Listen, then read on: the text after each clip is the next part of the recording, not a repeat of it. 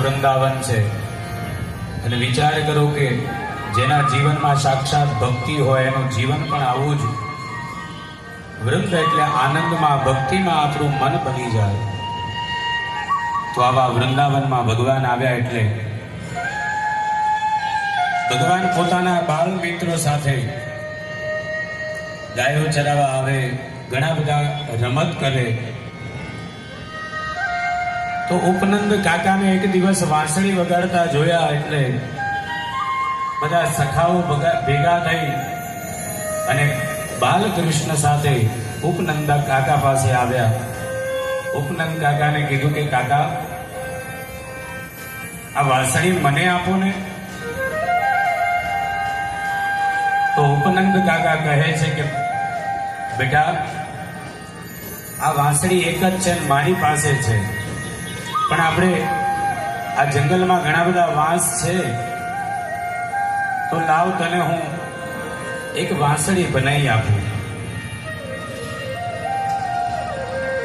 તો દેવોએ તૈયાર કરીને કૃષ્ણ ભગવાન માટે પહેલેથી જ વાંસ ઉપર વાંસળી તૈયાર મૂકી હતી. ઉપનંદ કાકા ઉપર ચડ્યા, જોયું તો વાંસળી તૈયાર હતી. એ વાંસળી લઈ અને નીચે ઉતર્યા છે. ભગવાન બાલકૃષ્ણને વાંસળી આપી છે.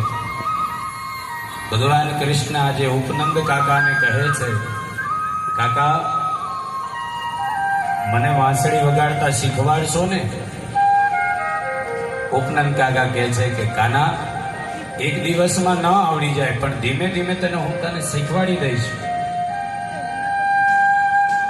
ભગવાન વાંસળી ડાબા ગાલને ડાબા ખભા ઉપર મૂકીને જ્યાં વાંસળીના સૂર રેલાવ્યા, ત્યાં સમસ્ત જે ગાયો ગઈ હતી ચરવા માટે, એ તમામે તમામ ગાયો અહીંયા જ્યાં ભગવાન કૃષ્ણ વાંસળી વગાડે છે ત્યાં ગાયો આવી અને ભગવાન કૃષ્ણની વાંસળીમાં તલ્લીન થઈ ગઈ છે. વિચાર તો કરો કે ભગવાન કૃષ્ણએ કેવી વાંસળી વગાડી હશે. સમસ્ત ગાયો, આજે ગાયોની પણ હાલત એવી છે કે આ વાંસળી વગાડીને તો જે મોઢામાં ઘાસ મૂકેલું હતું એ ઘાસ ના તો અંદર જાય છે કે ના તો બહાર કાઢી શકે છે. એવી પરિસ્થિતિ આજે ગાયોની થઈ છે. એવી દિવ્ય ભગવાનની મધુર વાંસળી વાગી. તમામે તમામ બાલ ગોપાલો આવીને કાના પાસે ઉભા રહ્યા છે, કહે છે